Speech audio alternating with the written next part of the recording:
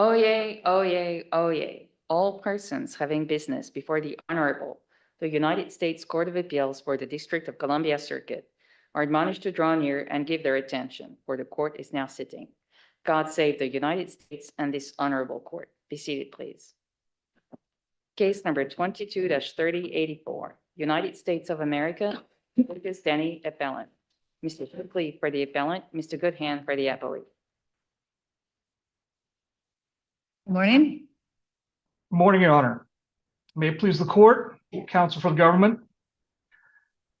The issues on appeal are specific applications of two sentencing enhancements that are factually specific to the offense of conviction.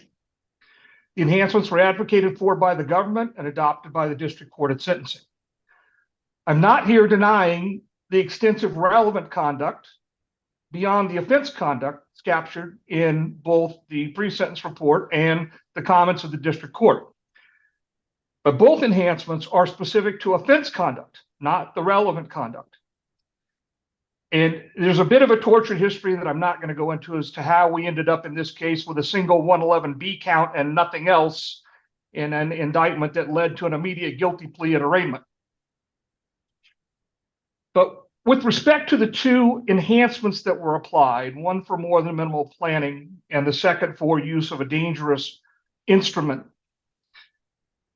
As to the first, I believe the question begins, or the issue begins with a question of what is the simple form of a Section 111B enhancement, because the case law tells us that the aggravated form, the +2 or the +4 levels apply to a offense that involves more than minimal planning, and more than minimal planning is defined as planning beyond the simple form. Now, I think there's an issue here I need to raise just briefly that's set forth in the briefs but not called out. And that is in the DC Circuit, in the Kim case in 1994, the circuit distinguished between what is called the simple form and what might be called the simplest form. And this circuit said the simplest form is not the baseline. The simple form is the baseline. And the defense reads that to mean that even among the simple form, there is a spectrum of conduct as to what might amount to a simple form before you jump to more than minimal planning that takes you out of the simple form. So before you get to the question of how much planning there was, could I ask what seems to me an antecedent question, which is what has to be more than minimally planned? Because you say it's the offense, but the relevant guideline says the key question is whether the assault involved more than minimal planning. And that reference, I think, directs the court to the offense conduct. We are concerned here with what is the baseline offense conduct of a simple form of a 111. The offense has three elements: assault, the victim is an officer performing official duties, and use of a dangerous weapon. And the reason I'm focused on, let me just assume I think there was more than minimal planning of the assault, but maybe not more than minimal planning to use a dangerous weapon. Well, I think that's a very good point. On those assumptions, how would I come out? Well, I think you would have to come out that the use of the dangerous weapon was spontaneous because it was an instrument that Mr. Denney found. But the assault was more than minimally planned. Well, to the extent that the assault, that assumes that the planning identified by the district court, the travel, the acquisition of the various instruments and items brought with them, the discussion with other individuals, the financing, the raising of money, that all of those constitute steps in anticipation of an assault. And I think that is a step too far. But the point you've raised, I think, is a good one, which is that the use of the weapon in this instance was the spontaneous picking up of the PVC pipe, laying at his feet, and within 2 seconds attempting to knock the instrument out of the officer's hands with that pipe. I was just going to say, wasn't there a retreat and then go and pick up a pipe? The retreat was from getting blasted in the face with the pepper spray. Why did he get using- blasted in the face with the pepper spray? He attempted to reach up and grab the Thank you very instrument that much. the officer was using. Yes. He had tried once to disarm the spray from the officer. And Correct. that didn't fail. So then, as Judge Child says, he had to retreat, think of another plan. That's when he picked up the PVC pipe. And you To said- say that I understand the court's point, but to say he thought of another plan, I think is reading too much into I'm sorry, it. There he was- did it as an automaton, or did he go, he was clearly No. planning, he was clearly planning to do whatever he could, first of all, to get into the Capitol. He had assaulted many officers already, and here was another officer who was standing between him and the inside of the Capitol. And to do that, he was going to have to get this crowd control spray out of the officer's, not just hand, it was up his whole arm as he was holding it. He was going to have to get it out. And he tried one tactic. That didn't work. And as Judge Child says, retreated. And then there's no claim that someone handed him the pipe. He saw a pipe, thought about what to do with the pipe, picked the pipe up, and went and attacked the officer with it. Why is that itself, given that this was, and by the way, when that didn't work, he went back, found another pipe, and threw it at the officer. Why isn't that enough to demonstrate more than minimal planning, even for the use of the pipe as a weapon to try and injure the officer and get the crowd control spray? I think because, again, as I said to start, the simple form has a spectrum of conduct before you get out of more than minimal planning. And I think if you look at the Smith case cited by the government from the Seventh Circuit, a very similar episode where the defendant was dispossessed of a firearm in a bar. He then left, went back to his house, obtained another handgun and a long gun, then drove back to the bar in order to recover his first firearm. There you have an extended period of planning, contemplation. Does there have to be a certain amount of execution. time? Because obviously that couldn't happen here. Had he gone home and come back, it would have all been over. So there can't be a time limit on this. It really has to be, do we see, like maybe that first time, maybe hypothetically, or we can even assume that when he jumped and tried to grab the spray gun out of the guy's arms, that might have been a simple assault. But he was then calculating that didn't work. Now what shall I use to make it happen? And that's when he tried the PVC pipe. And we know he was continually calculating about how he was going to do it to get past this officer and get into the Capitol, because he had a third effort, not charged here, but after the PVC pipe didn't work, he tried throwing another pipe. So why isn't it, if it were spread out more in time, or if he had to go back to his car to get the PVC pipe, it sounds like you would agree. But here he retreated, found a pipe, decided what to do with it, and went back at the officer. Why is that not enough, comparing it to the case you just referenced? Well, again, I think there's a gulf between those two factual scenarios, where the scenario from the prior case is clearly planning. Tell me the factual gulf. Is it just time? I think so. It's sort of like a continuous sequence of events where, one leads to another within a matter of just a few seconds, without really a thoughtful analysis of what's about to happen in the way that more than minimal In the planning Seventh Circuit describes. case, in the Seventh Circuit case, after his first gun was taken away, if the guy had he had his jacket, say, on the back of the chair, and then gone back to his jacket and pulled out a second gun that he had in the pocket of his jacket, so never left the room, only took a matter of seconds, wouldn't that be the same? Would that still be more than minimal planning? Because you have the deliberate decision to pick up a tool, a dangerous weapon, and use it.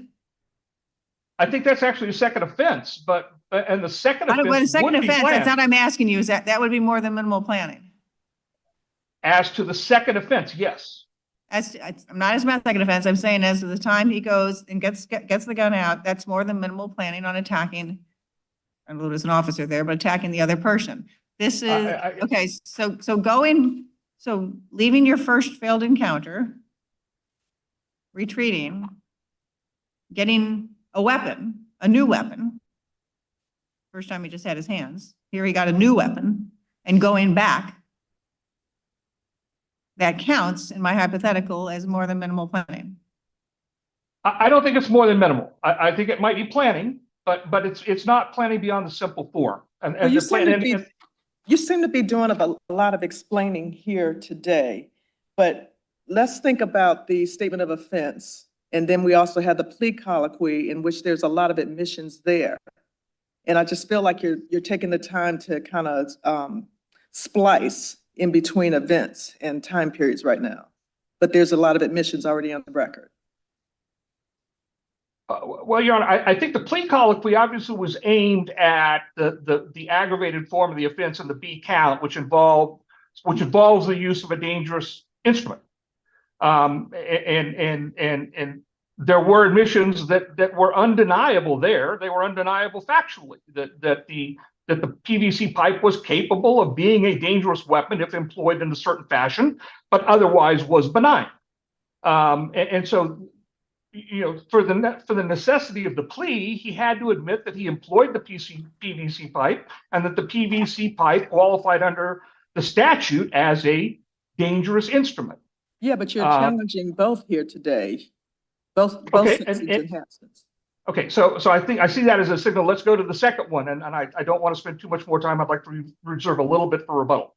I think what the government is trying to do here, and what the court did, was erase the specific reference in 2B in note 1 to 2B 2.1, which is that when you are using a dangerous instrument as opposed to a dangerous weapon, that the instrument has to be wielded in a way that makes it with the intent to inflict bodily injury. Didn't the district court find that here? Didn't the district court find that here? He did, but I think on this issue, the video evidence so contradicts the district court's finding in that regard that finding is clearly erroneous. Okay, And so this is just a factual dispute. Correct. Under a clear error standard. Yeah, the video shows that he was not swinging that at the officer. He was not swinging it in any way intending to injure the officer. Is our standard, what is our standard review for this fact question? Normally that's clear error, but Correct. we didn't argue below that he didn't have this intent. The district court found it, your client asked your client, he agreed to it. So it's like a plain clear error. I can't say I've thought that one through. In the few seconds I have here left, I'm not sure I have a coherent answer to give you, but I acknowledge maybe it's by clear rebuttal error. you can do some minimal planning. But I just think our point is that the video evidence simply doesn't support an intent to commit bodily injury with that instrument, and that's a separate question under the guidelines than the element of the statute. And with that, I'll reserve Well, the another balance of my question time. real quick on jurisdiction. This was brought under 28 USC 1291, but 18 USC 3742A2 provides that you can file a notice of appeal when you're actually challenging the incorrect application of the sentencing guideline. So does that difference in jurisdiction statement matter to you in terms of how we anoint our jurisdiction here? Your Honor, that's a question I'm frankly, I wasn't cognizant of that error in the paperwork. We should have, the notice of appeal should have been for, I mean, these are only sentencing issues, so it should have been the error at sentencing as opposed to the error at any other junction in the case. So, Thank you. so I wish I could inform you further, but I can't. So, Why do we need to worry about intent? Dangerous weapon is a defined term, and the definition is the instrument is capable of inflicting serious bodily injury. If that prong is satisfied, we're done. I don't think so, because the specific application note under 2B 2.2 further refines that as to a dangerous instrument as compared to a dangerous weapon. It says dangerous weapon, which is the operative term in the guideline, has the meaning given it in 1B 1.1 and includes something else. But 1B 1.1 defines a dangerous weapon, as I said. It's an instrument, which means there's no magic words difference between weapon and instrument, an instrument capable of causing serious bodily injury. But the specific enhancement under 2B 2.2 speaks to the offense conduct. The instrument used in the offense was used with the intent to commit bodily injury. So now we're talking about the specific application of the enhancement under 2B 2.2, not a general definition under 1P 1.1 note. But even if you just hit the hand, you know, to take the pepper spray out or any motion towards someone, why is that not intent? Just projecting yourself with someone with what is defined as a dangerous weapon. Well, again, though, I think the point goes back to the video, which the manner in which the pole was actually wielded shows that if he was trying to hit the officer in the head, he would have wielded it in a different way. If he was trying to hit the officer in the torso.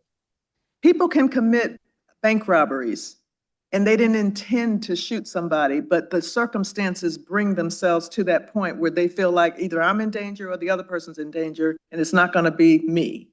So when you're looking at intent in that regard, I'm not sure that I follow your train of thought that it has to be so planned out that circumstantially, I plan to have all of these various steps in there. Sometimes things go awry, but if you have some initial intent, whatever happens later, that's your charge.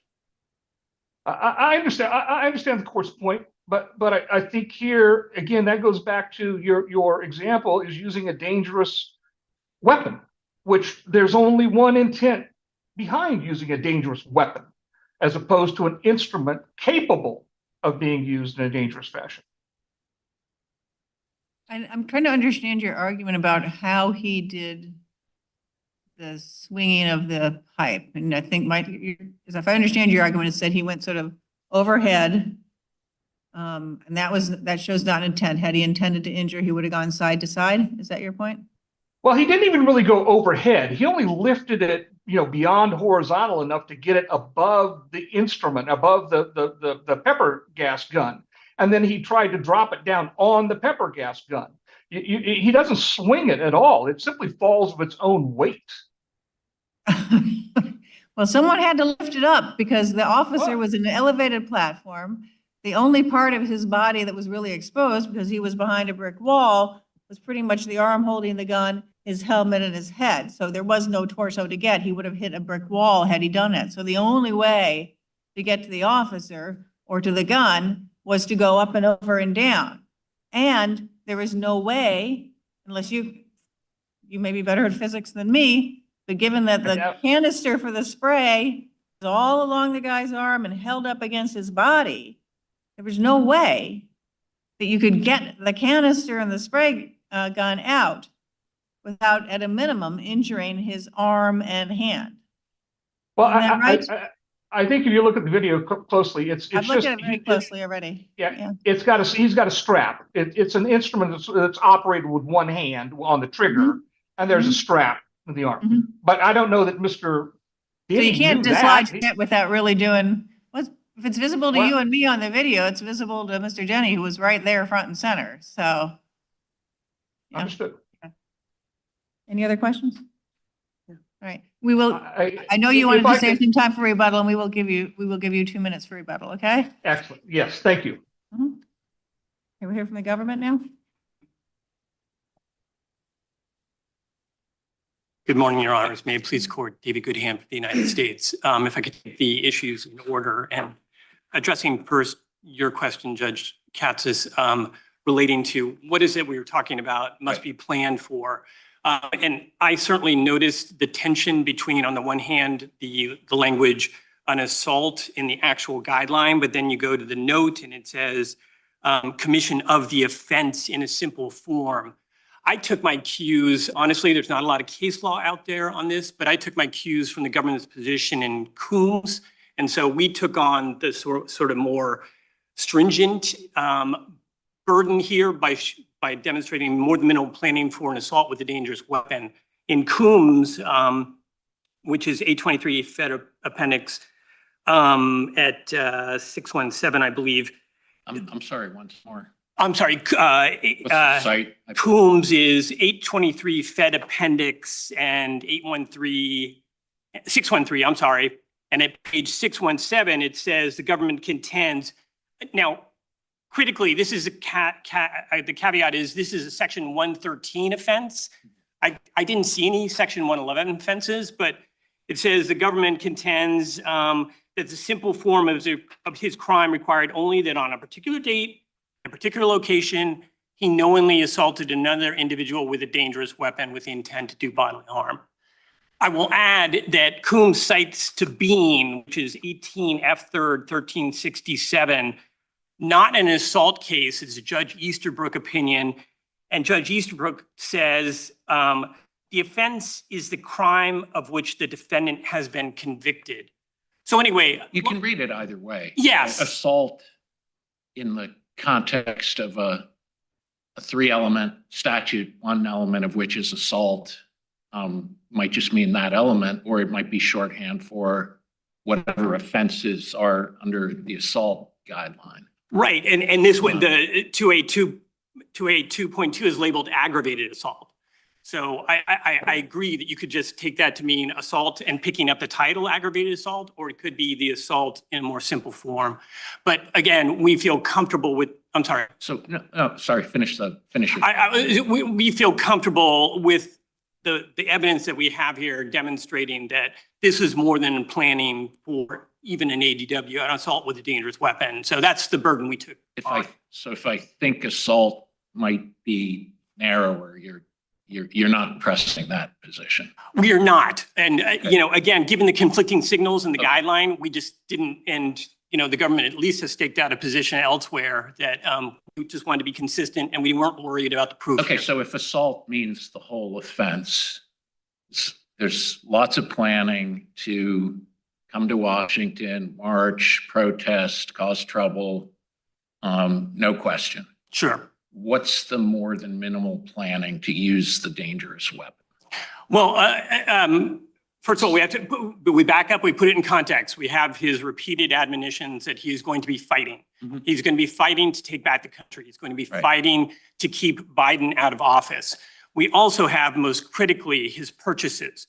He purchases the protective vest. He purchases another weapon, the pepper spray.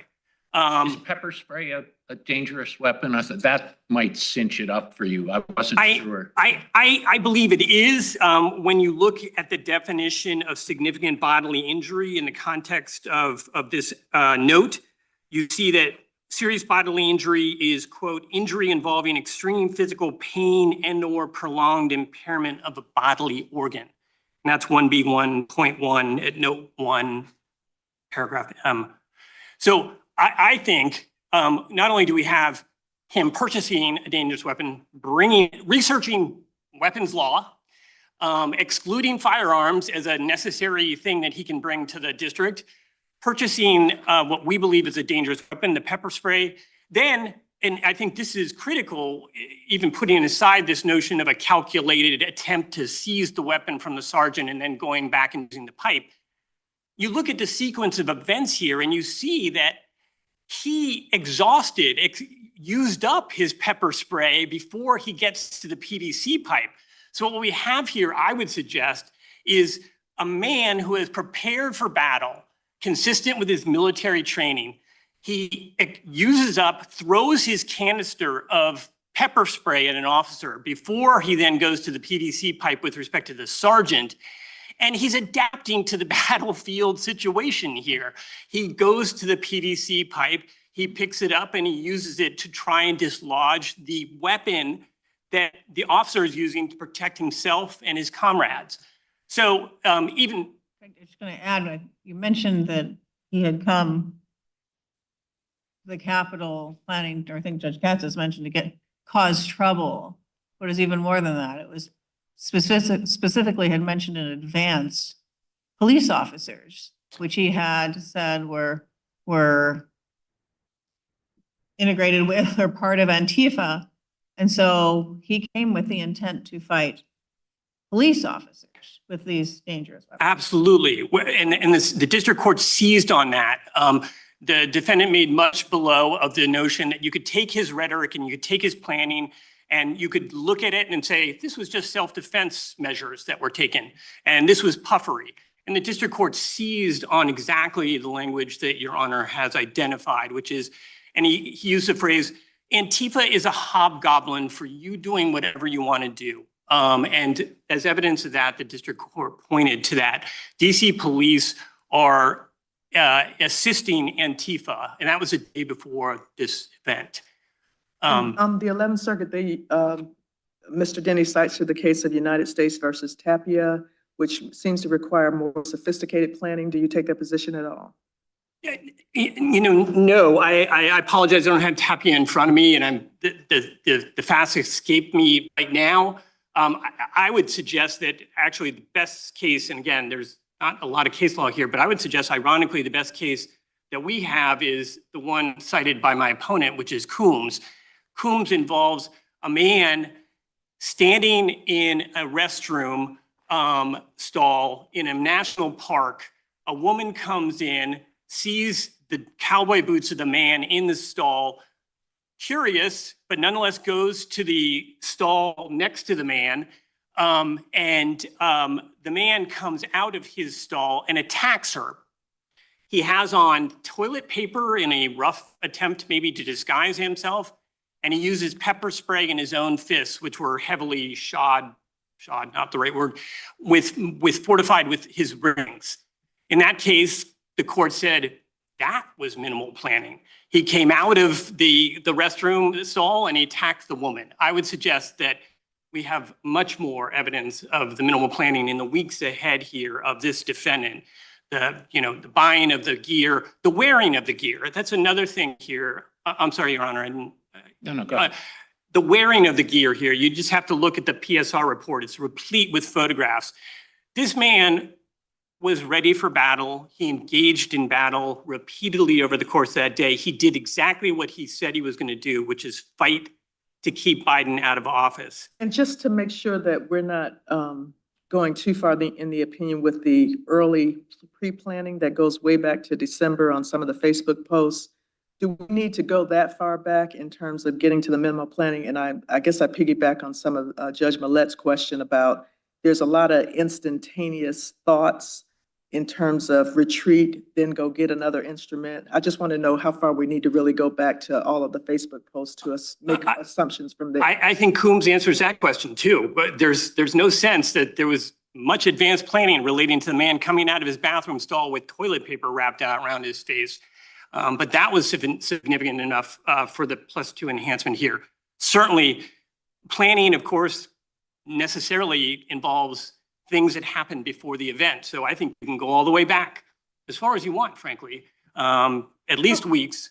And what was your rationale in waiving the timeliness of the appeals, agreeing to that?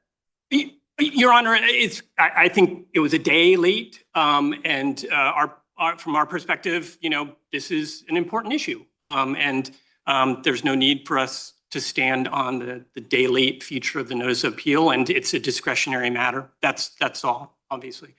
It's this court's call as usual. I feel that we have adequately briefed the issue that my opponent concedes is a factual issue, clearly erroneous, relating to the intent to do bodily injury.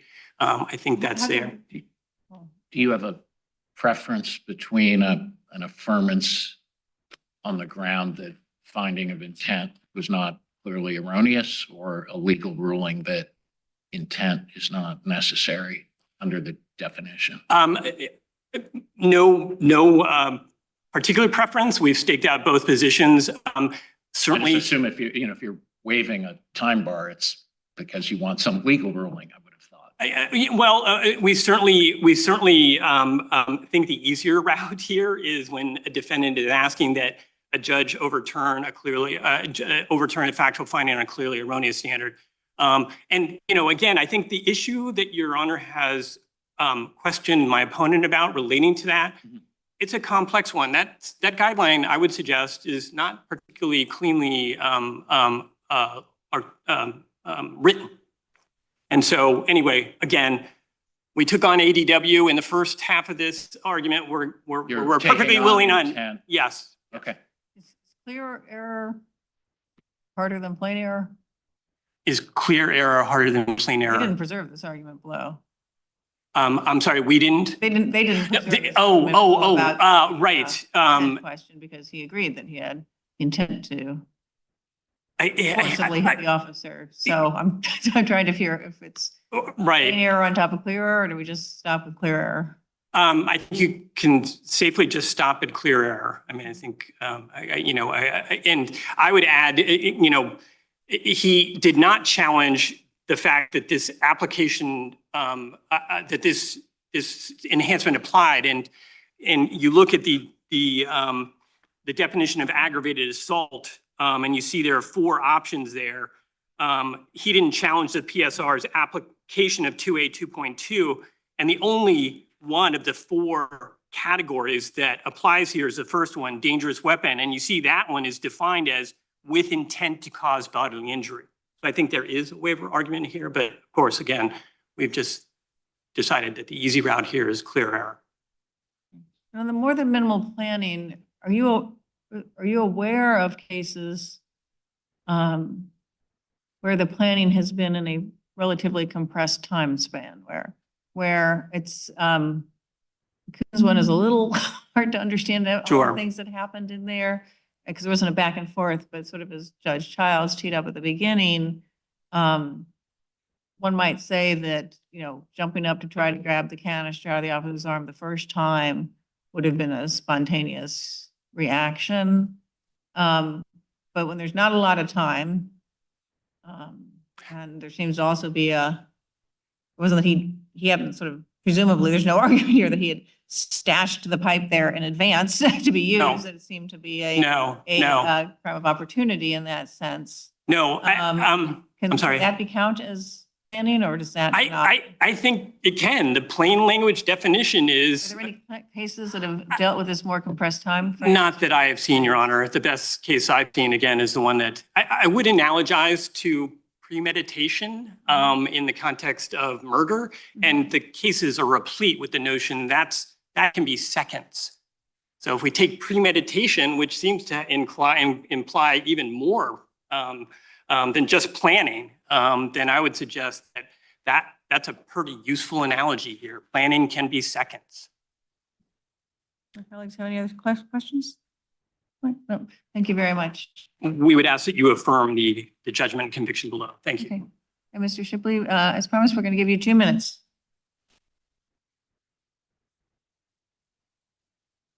You need to unmute. Sorry, we can't hear you. Thank you, Your Honor. Addressing briefly the government's reference to Coombs, which it claims is its best case. The facts of Coombs are the defendant entered the women's bathroom, which is indication of deliberation of his intent. He waited for a female to enter the bathroom in a stall. He planned in advance by attempting to conceal his identity by wrapping toilet paper around his face, and then he committed the assault. So I think that's quite a distance from where we are here. And I think the government has just acknowledged, and I think it has to, that there really is no case law with this sort of compressed time frame. All of the cases that we cited, and both the government and the defense have acknowledged, there's not a lot of good case law on an aggravated assault claim or aggravated assault charge under 111B and this minimal planning issue. All of the cases involve a substantial sequence of events over a period of time, often involving more than one person. So none of that's applicable here. So to the extent that, the matter of seconds that pass here constitutes assault in beyond the simple form, this panel will be making new law in this circuit. Can I ask you a question in that regard? I'm sorry, I know you want to talk about the weapon. I'll give you a minute on that. But what I'm trying to think about is there are plenty of situations where there's ongoing sort of riotous circumstances. obviously, the attack on the Capitol was singular in many ways, but there are plenty of times that police have to encounter riotous disturbances. And there can be people in those disturbances who are simply sort of reacting in the moment. And there are others who come in and take advantage of the situation. And so are in the middle of it all and start making more deliberate actions against police or against other people in the disturbance. How could we decide this case in favor of your client in a way that would not deprive the government of the ability to apply, or the courts to apply this enhancement in the middle of other sort of riotous circumstances where decisions are made very fast, very quickly, but they can still be thought out and deliberated? I think obviously with the court writing on a blank slate here, that's a very difficult proposition. I would say part of the problem we have in the facts of this particular case is the government's error that led to it charge only a single discrete event, which is the assault with the PVC pipe on Officer KK. If there were multiple charges that extended over a period of time, then we'd be talking about offense conduct that extends over a period of time. And I think that's a cleaner slate for the court to write on, or it's an easier set of facts for the court to find, or to come to the position that you seem to be suggesting. This particular case, Well, with one event. It seems a little odd to say he wasn't planning just because they didn't charge him with other conduct that he doesn't dispute having committed. But I think that takes us back to what the test is. Then the baseline is the assault in the simple form. And in that sense, we're talking about the PVC pipe on Officer KK, because that is the charged assault. Okay. Did you want to talk a minute about dangerous weapon? Maybe 30 seconds on that? I think I'll submit on that one. I think the court's identified the position of the two parties, and it's a question for the court to resolve. It is not, I agree with my colleague, it is not the cleanest enhancement to apply under circumstances such as this. All right. Thank you very much. Appreciate that. All right. The case is submitted.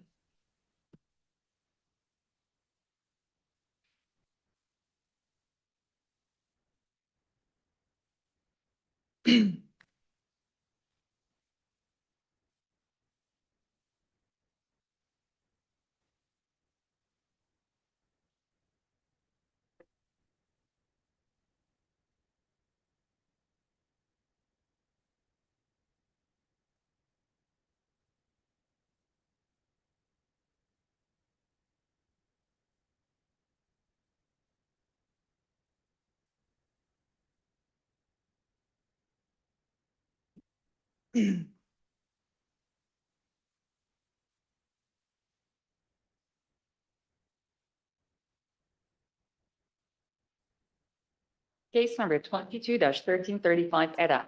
Entergy Arkansas LLC et al. Petitioners versus Federal Energy Regulatory Commission. Ms. Quinn Barabanov for the petitioners, Ms. Pasella for the respondents.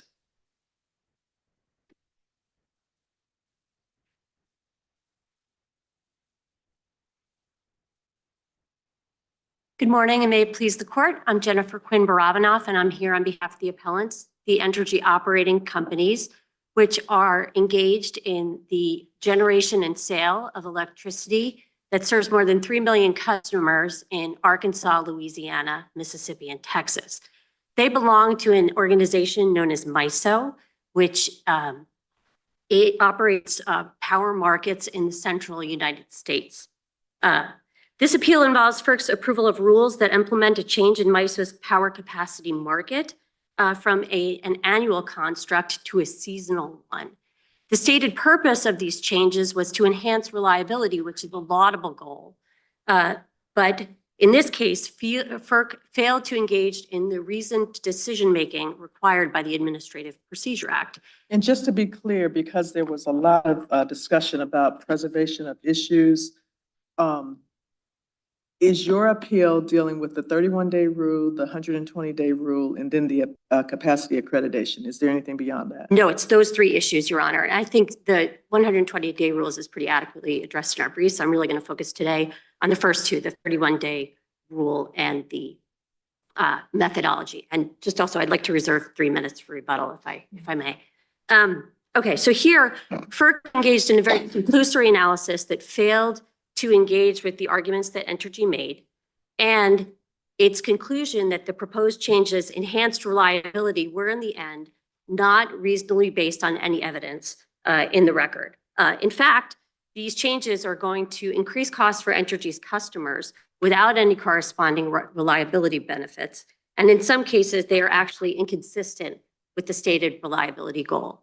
For these reasons, FERC's order should be reversed and remanded. Did you offer any alternatives? I mean, we're talking about numbers, and reliability seems to be a fair goal. But did you offer any alternatives to the 31-day or versus 120-day notice that is backed up by any research or other data? Well, there was data in the record that showed that the 31-day limit had a particular impact on nuclear resources, for example. So there was that. But FERC has an obligation, as this court held in the Time Warner decision, that when it imposes a quantitative requirement, it has to articulate what the reasons are that justify that requirement and why the one that's approved is reasonable as compared to ones that are higher or that are lower. And we certainly did advocate for longer time period, although not a specific amount. What I'm asking is your position that you should just attack whatever FERC has put out as its premise, as opposed to offering alternatives? I'm not suggesting that you had to, but at the end of the day, we're looking at just and reasonable based on what it has presented. But if you haven't given us something else to consider, then it's harder to kind of contemplate that there is nothing else or there is something else. Yes, Your Honor, but at the same time, the rule that's before you for review today is the 31-day rule. And one aspect of that in particular is very hard to square with FERC's own prior approved definitions, most notably the definition of maintenance margin.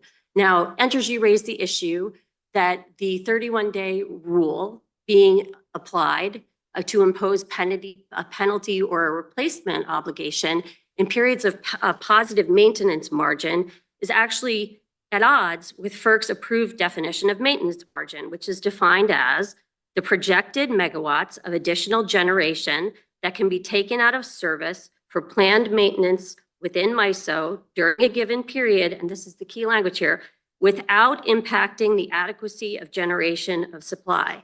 So by definition, then, when there's positive maintenance margin, there isn't a basis to believe that there's an increased reliability risk for having a longer outage. Well, so they're doing 4 seasons a year. So that means each season is 3 months. And what FERC said is, and FERC has had, or sorry, MISO has, sorry, I keep saying it MISO like the soup. MISO has had has had reliability issues. That's why it was changing all of this. There's no question that they needed to change things to ensure better reliability. Why? Well, if I get hired to do a summer job for 3 months, June, July, and August, and I get paid in advance to work 3 months, and I say, thank you very much, now I'm going to be out sick for bodily repairs for June and part of July, but I'm keeping the money. And the employer said, no, we're not going to let you do that. Would that be unreasonable if they've only hired me for 3 months and I'm planning to be out for more than a third of that? Right, but would that be unreasonable? The lens that reasonableness has to be evaluated through is the stated purpose of the change, which is to enhance reliability. Sure. And the reliability is I need to have my employees here to do the work. I mean, the reason 31 days is there is that's a third of the season. And asking people who have committed to provide energy to be there for 2/3 of the season that they have committed for, having been paid for all 3 months, seems eminently reasonable to me. So what am I missing? Your Honor, because there's no basis in the record to conclude that the 31 days, that the days that the generator will be unavailable are days when it's necessary. First of all, because of the maintenance margin definition, which FERC did not explain. So they And want to then- get paid for more than 31 days without generating energy during those, say, 40 days. They think getting paid for not generating energy for 31 days is not enough. It needs to be 40 days. This is all scheduled maintenance. This isn't emergency stuff. Yes, Your Honor, but the point is that may be a fairness issue, but it's not a reliability issue. The record. It is reliability, because just like with my employer, if my employee that I've paid is not going to be, I'm laid out the money and that person's not going to be there during my busy summer season, that's reliability for the MISO grid as a whole. But that presupposes that those 31 days when you're taking a planned outage correspond to a period of increased reliability risk, which is not true because of maintenance margin. And then also there's no basis in the record to show that that 31 days is tied to the times of greatest need. In fact, there's evidence in the record that shows that that 31-day rule is in fact inconsistent with reliability in some respects because the strategies. 31-day rule, it's a 62-day rule because they say you can spread it over 2 seasons. Yes, Your Honor, but that suggestion that FERC makes actually underscores the arbitrariness of this rule because it's not that. Are there any these are planned repairs. Is there any evidence of record that says that 62 days is not enough time for planned repairs? Your Honor, the fact that there are there is. No, there's no evidence on that. So that can be done. So to the extent repairs are part of reliability, this rule fully addresses that. But there is evidence in the record, Your Honor, that not allowing units to take longer outages actually can be inconsistent with reliability in 2 respects. One, by discouraging prudent maintenance. And second of all, by It's not discouraged encouraging. if you can do 62 days.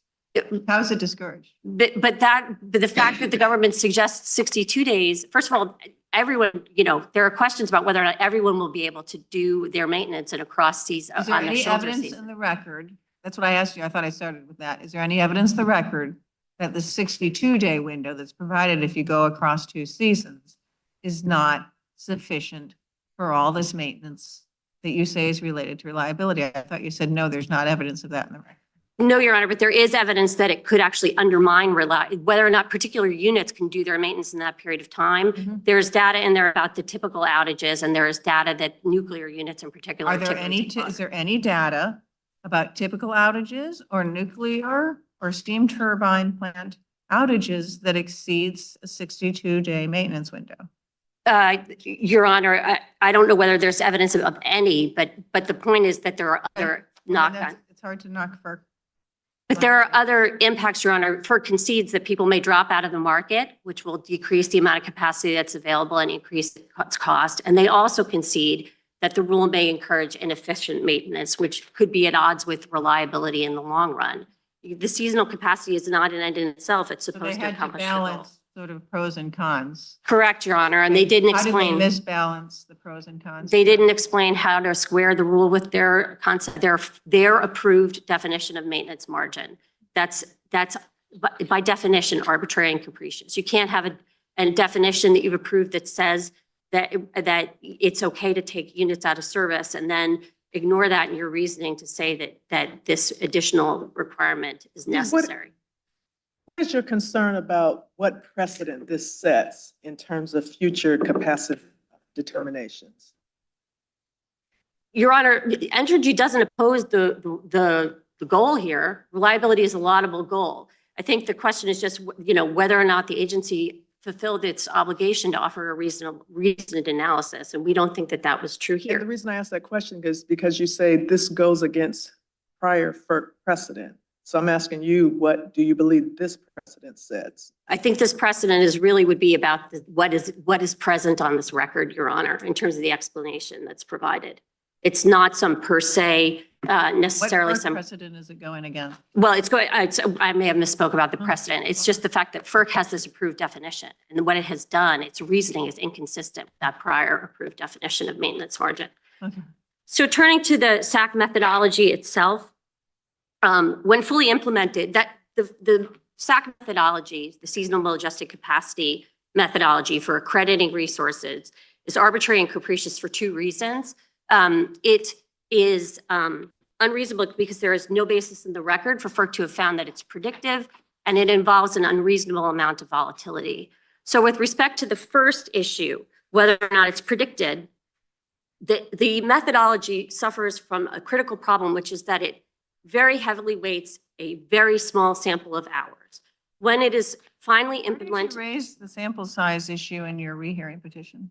yes, Your Honor, I believe we did. Tell me where.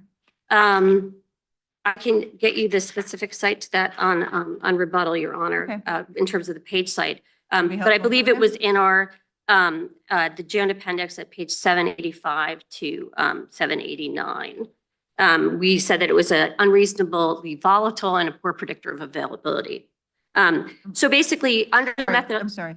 Well, you can, when you come up on rebuttal, please do tell me where you talk about sample size in your rehearing petition to FERC. okay, that may be a shorthand for a way to refer to. We certainly did criticize the What 60, is your shorthand? the sample size phraseology, Your Honor, but we did criticize the 65 hours, adding up to a total of 90 hours. We did criticize the 3% of hours as opposed to thousands of hours. I understand, but that's not the same thing as an argument about sample size.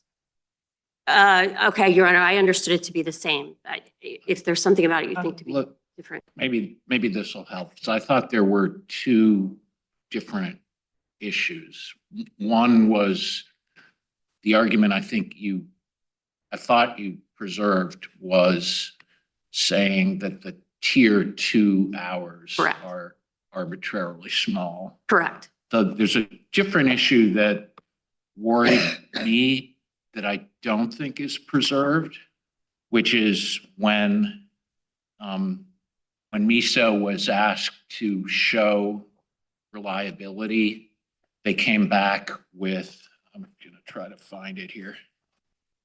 The 11 days, Your The Honor? 521, the 11 days with That's two what I thought you meant by. sample regions. size. That's a different issue. and It is. I thought that one was not preserved. And Right. So Judge Millett, I was referring, when I said sample size, I was referring to the 65 hours, the tight margin hours that are weighted when it's ultimately implemented. 80% of the accreditation is based on 3% of the hours. And the remaining 20% is based on the remaining thousands of hours. so the second point I mentioned, I don't think is preserved. So if you disagree, I'll give you a chance to point me to something on that. Right. So I think the argument related to the 11 days is not about sort of it as a sample size, because I think it's kind of hard to understand. There's some ambiguity as to precisely what the data is. But with that said, I think we did preserve the argument that the problem with the data that MISO provided is that it is aggregated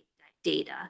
And because it is aggregated regional data, it cannot provide a basis to validate a methodology for accrediting individual resources. It's a total mismatch. And so it provides no support. And that is true both in terms of whether the methodology is predictive and also in terms of whether or not the level of volatility is unreasonable. I mean, the RTO's concern is whether things work on a system-wide level.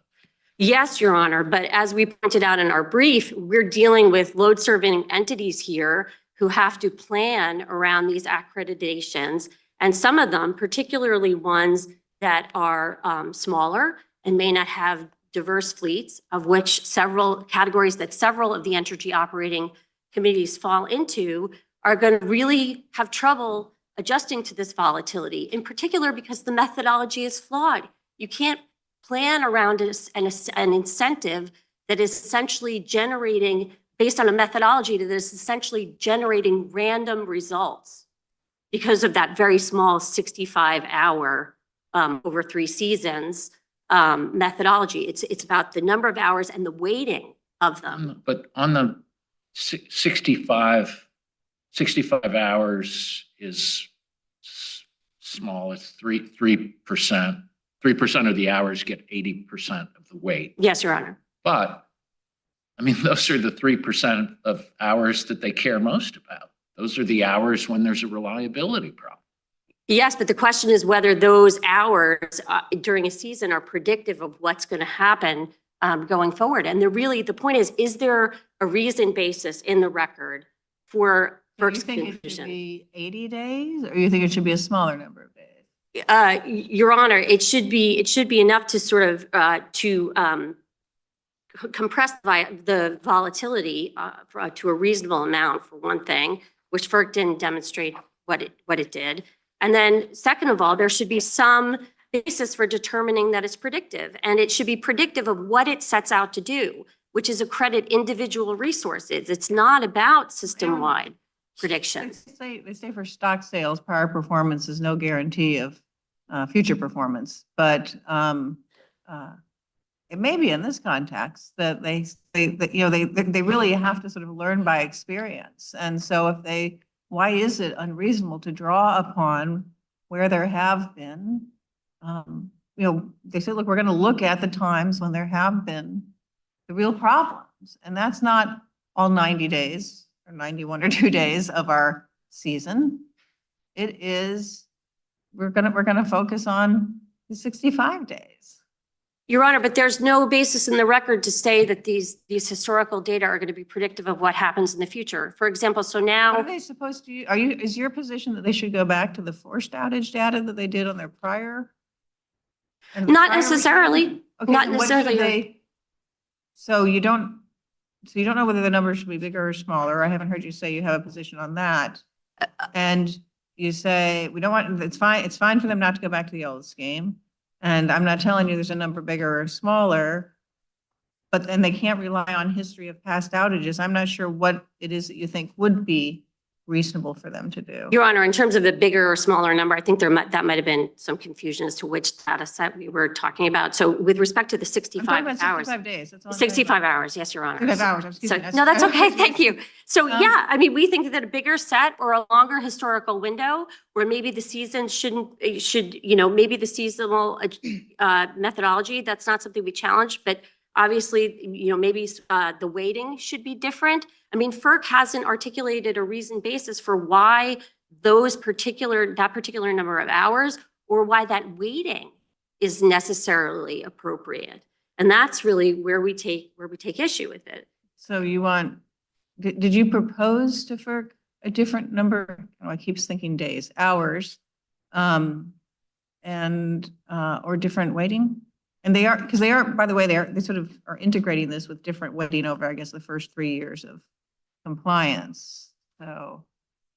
Yes, Your Honor, but the argument that FERC makes to defend that, which is that, you can adjust based on the phase-in, doesn't justify No, I understand that, but I'm just saying, so there were other statistics there, and I didn't know if you had argued to FERC that, that thing you're doing the first year, that the different percentiles between the two tiers should be what you're doing long-term, or are you simply saying that what you did is wrong, but you didn't offer FERC a position on what percentiles, I think what you're referring to weighting, you mean the different percentiles for tier 1 and 2. correct. So different percentiles, if you didn't offer that, and you didn't offer different number of hours?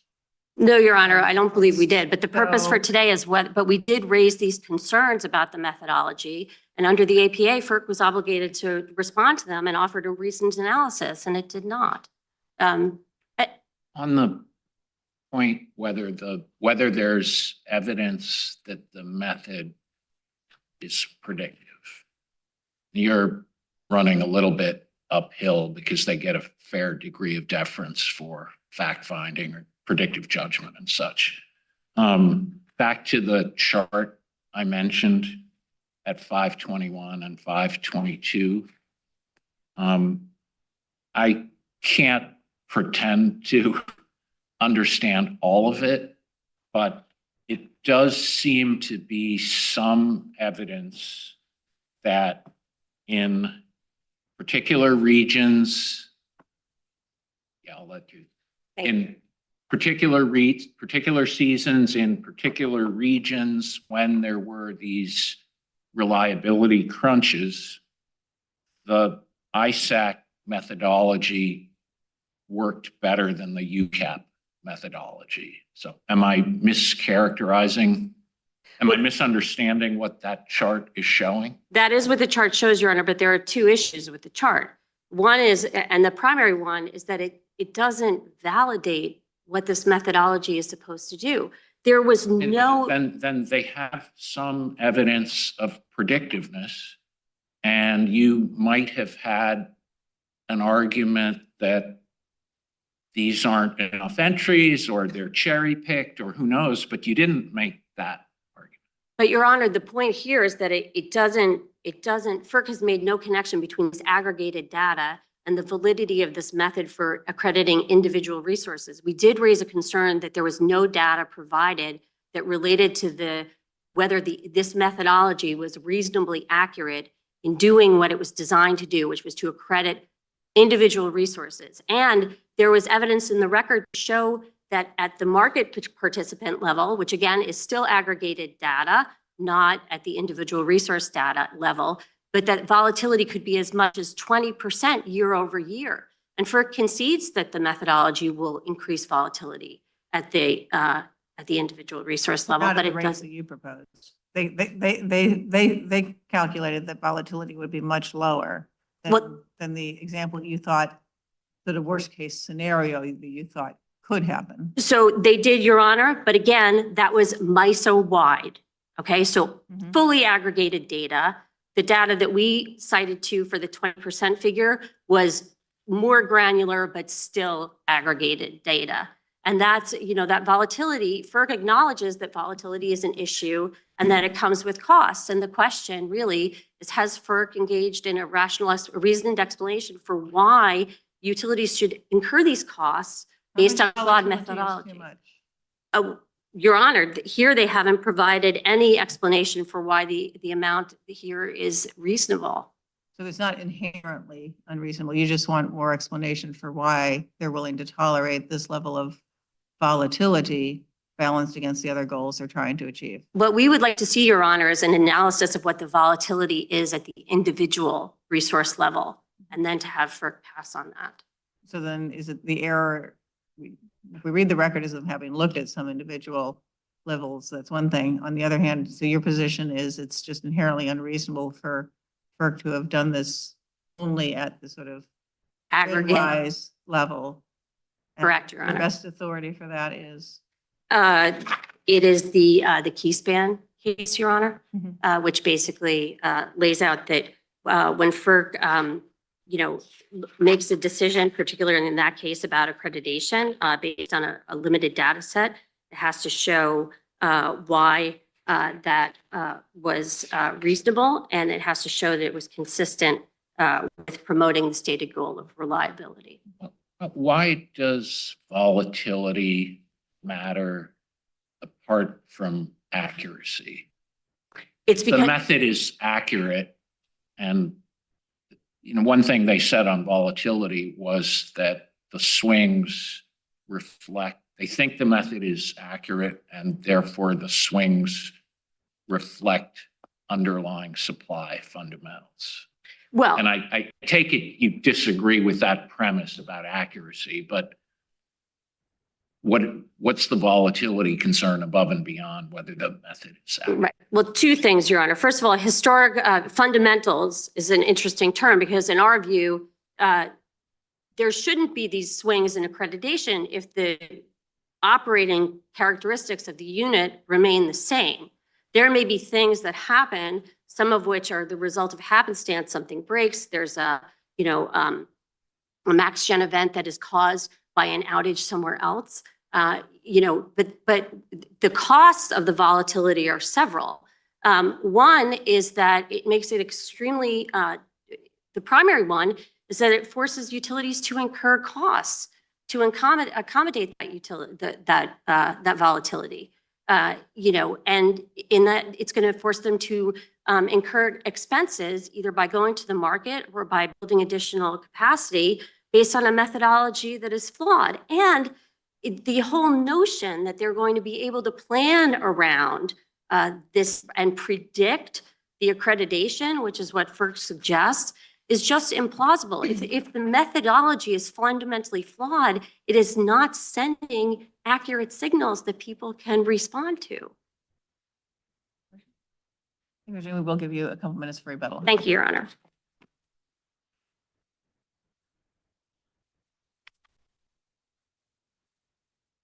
Good morning, Your Honors. Beth Pasella for the Commission. I think I'm going to start with the argument that the petitioners actually made in their opening brief regarding individual analysis regarding accreditation and whether it's predictive. Their argument actually was at page 38 of their opening brief. For one thing, MISO's quantitative analysis does not look at the performance of individual resources. The appropriate test of whether the seasonal accreditation is an improvement over the prior system, UCAP, is whether the methodology is better or worse at predicting. And that's not the issue before the court. It wasn't the issue before the commission, and that's not the issue before the court. The issue is whether this proposal, this Section 205 proposal, is just and reasonable. So whether it's better or more or less predictive than before doesn't matter. So the individual issue was only raised in that context. It was not raised in a different context. And so there's no answer in my brief to that because it wasn't raised to the commission and it wasn't raised in its opening brief. And as the commission found quite reasonably that there's not undue volatility here.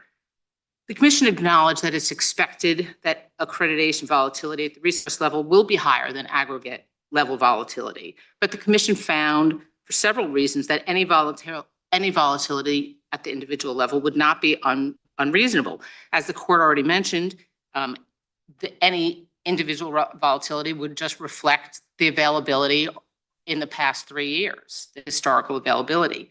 Secondarily, the commission extensively discussed the mitigation measures that would decrease any volatility that would occur. There are several aspects of the proposal that will mitigate volatility, and petitioners don't argue here that they're not. And I'd be happy to talk about each of them if you'd like. The third thing the commission said was there are substantial benefits to the proposal. And fourth, that the benefits outweigh any volatility. So it's not that the commission didn't recognize that there would be volatility, but the commission recognized that the volatility would in the first place be appropriate, it would be extensively mitigated, and that the benefits of this proposal, incredibly important critical reliability benefits, were necessary to if that volatility occurred. Can we go back to accuracy for a minute? Sure, absolutely, Your Honor. It seems like that's a critical issue in the system where 3% of the hours drive 80% of the calculation. Sure. The commission itself raised that question in the, I forgot what it's called, the compliance order. And MISO came back with this chart that I mentioned, which I have to say, it looks somewhat flimsy. So what that chart 11 days, 11 days, 2 items, no indication that this is a representative, these data points are representative. How much confidence can we have in that? Tremendous confidence, because as the independent market monitor explained, this is compelling evidence. It is the Mid-Continent MISO took this, its exact methodology, and it applied it to 2 historical circumstances of maximum generation events. And it showed that the applying it in these 2 seasons, it had a deviation of only 0.8% in the summer season and minus 1.2% in the winter season. So this exact methodology has been proven to actually work. And nobody argued, particularly petitioners, that more analysis should have been done, more extensive analysis should have been done. I take the forfeiture point. Maybe that's all you need, but sorry, how do we know that these 2 are sufficiently robust and not cherry picked? So again, Nobody argued that, so I don't know what the commission would have said in response to that. I'm sorry, Your Honor. But this commission's second point, which, in the rehearing order, JA 815, paragraph 26, is that this methodology also considers all reasons, unlike the prior methodology. And so that in and of itself, it'll make it innately predictive because it considers all reasons for having an outage, not being available. And what's the precedent that this opinion is going to set when there are other RTOs that wish to transition to seasonal maintenance or adequacy construct? So I think just like in any circumstance, if any other region wants to come in and do a similar thing and move to seasonal, if they find that the record supports their need to do so, like it did here, then, you need to have real quantitative evidence to support the predictiveness of this. And you need, and you have to show that it's just and reasonable. I mean, every circumstance is going to be different. Every region is different. I don't know that another region have to do their own analyses and have their own proof. Well, you've got Commissioner Clemens' dissent, on various factors. And it seems to go to that, do you need to move beyond more than just the status quo? Is this just an incremental change? And then we see how it works out. And then we're right back here again. I think most of the dissenting commissioners' concerns are the issues that weren't preserved here. So that's just a short answer, but I am happy to just talk in general. The commission is allowed to do something that is predictive, and then it's set forth this information report requirement for the very specific purpose of let's make sure that this is working. So there will be a check on this, just like, and so responsibly the commission did that. It didn't just say, we found this just unreasonable and we're done. It will be looking at this information report after the first 3 years of this methodology being used. And it will have that opportunity, and so will the public have that opportunity to determine whether things are sufficient. When FERC isn't making this up, it's presented to it by the independent system operator based on what they think their grid needs. And I suppose other ISOs may have different proposals, and everyone may watch and learn from this. That's exactly right, Your Honor. That's right. So the regional operator is an expert in its own region. FERC is an expert on top of that, and really petitioners don't present much. And the market monitor thought you didn't go far enough. Right. That's right, Your Honor. And what's your position with respect to criticisms regarding, like, for example, PGM? There was a much longer ramp-up period. So, and again, that's an issue that is an intervener-only issue, so that's not properly before the court, but I'm still happy to talk about it. The commission explained the different, did explain the difference between those cases. The first one, the reliability pricing model order, there, the 4-year transition period was to allow a brand new market. And so that's just, 1 year longer, and it's an entirely new market versus just a change to portion of this market. And the second case, the capacity performance resource order, there was a proposed 5-year transition period. But the difference here is there was an urgent, the record establishes an urgent need to implement this in the near term. So allowing a 5-year transition period of this waiting of the 80-20, to get to 80-20 really is a viability issue. And it doesn't provide the incentives. The whole point of the 80-20 waiting is to give market participants incentive to have their capacity that they commit to the market and are paid to provide actually be available. I mean, that's the whole point of having capacity market, is about reliability and making sure that there are it's available. As this court explained, as the court explained, in some case, I apologize. The whole purpose of it is that, and it's in my brief. And I think there's just one more thing I think that the court understands my point. I just wanted to talk about maintenance margin for a moment. The commission explained, and petitioners do not rebut the fact that maintenance margin does not provide a complete picture of system reliability. And that's because it considers only planned, not any other type of outage. And the fact is, if parties are waiting, that's a big point about why you need 120 days notice. Because if somebody gives enough notice, then it's part of the maintenance margin analysis.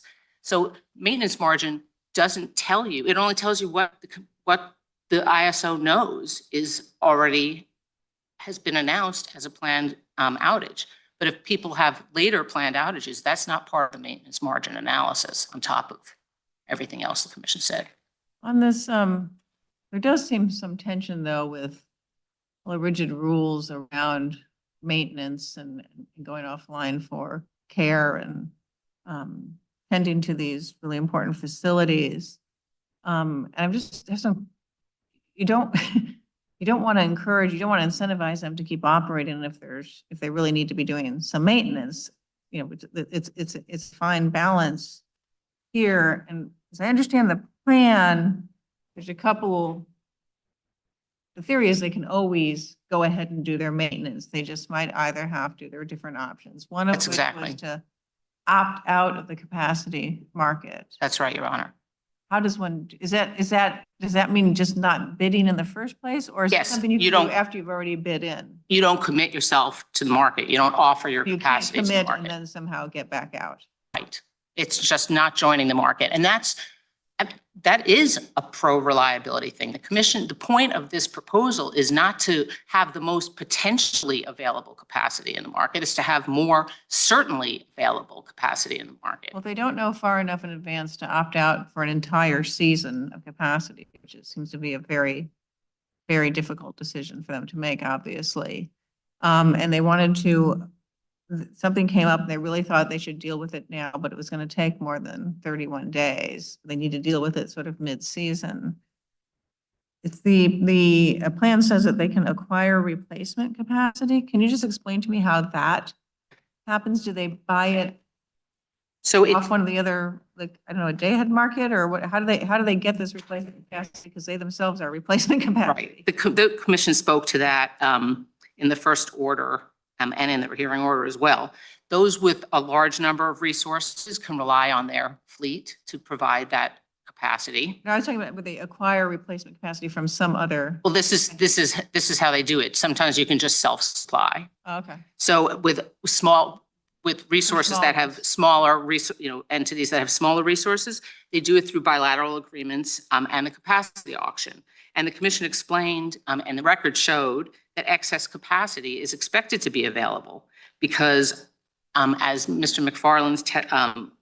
McFarland's evidence showed, his testimony showed, under the proposal, capacity reserve requirements are going to be generally lower in non-summer months because it's now not going to be the annual one-day peak summer time. Each season will have its own capacity reserve requirements. So they'll be lower, and there's likely to be excess capacity for those seasons that entities will be willing to sell.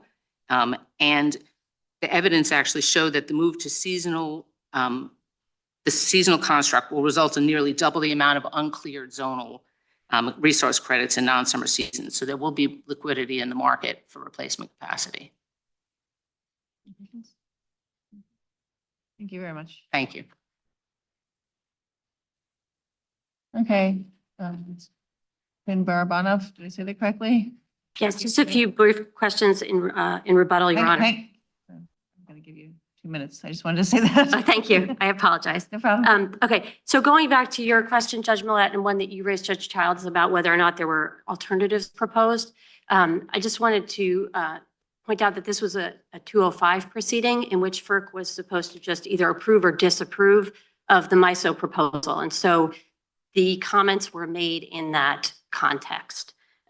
Second point, Your Honor, is that, again, with respect to the definition of maintenance margin, that there really isn't an adequate explanation for why that is not sufficient here based on FERC's own definition, either in their briefs or in the decision we're here today. Because by definition, I thought her explanation was it doesn't work if we don't know well in advance who's going to be using it, because everyone could go, aha. You could have some large percentage of the capacity for any given season say, aha, we're going down in July for maintenance. That's our best time to do this maintenance. But if And maintenance, one doesn't know what the other is doing, and suddenly they've got, a large percentage of their capacity offline all at once. But And each one individually looked at maintenance margin, not knowing what any other supplier was going to be doing. Isn't that the problem? well, maintenance margin does take into account what other people are If doing. you don't challenge the 120-day advance notice, but if they don't have enough advance notice, then if everyone shows up on the same day thinking nobody else was going to be doing it, it's going to be a problem. It's not going to work. Your Honor, the definition says that it will not impact the adequacy of supply when there's positive They, maintenance. they have to know well in advance who is planning to do their maintenance the first week of July. And I assume the suppliers don't all talk to each other and say, hey, I'm going to take the first week, you want to take the second week. I assume they just simply lob in their requests. Well, yeah, and maintenance margin is adjusted based on those requests that come in. But if they all come in simultaneously, what happens? Then then they need to be vetted and approved based on what the margin is going to be, and that changes over time. Going also to the SAC methodology. What about surprise forced outages? Well, that also goes There's to a lot of balancing they have to do here, and it's a lot to say that, and the old scheme was where they left it up to the suppliers to make their own decisions about this. They only considered forced outages, and that's what was not working for them. So I'm just having a little trouble understanding what's so wrong about them imposing some more constraints and rules about the process, as long as anybody who needs to do repairs can do them whenever they need to do them through these alternative methods or spreading it over 2 seasons. That's what I'm having trouble understanding. Your Honor, there's nothing wrong with sort of imposing some constraints per se, but they should be consistent with the definitions that FERC has already previously Well, approved. they had maintenance margin in the old scheme, and that wasn't enough. Maintenance margin is an invention of this scheme, right? They had that last time. That wasn't enough to protect them. Your Honor, but they have to square their reasoning. To say it doesn't provide a complete picture doesn't support penalizing generators for engaging in prudent maintenance, because in some cases, the record is clear that longer than 31 days can be prudent. And just to make a couple really quick points on the methodology, Your Honor, the point that now the 65 hours accounts for forced outages as well as planned outages, and that makes it better. That doesn't change the fundamental problem, really, right? Which is that there is this very small sample size of the 65 hours a season and heavy weighting. And so what's considered doesn't really change that fundamental problem, and that the results are going to be plagued by randomness. Thank you. Any questions? Thank you very much for your time, counsel. This is submitted. Monday, March 11th at 9:30 a.m.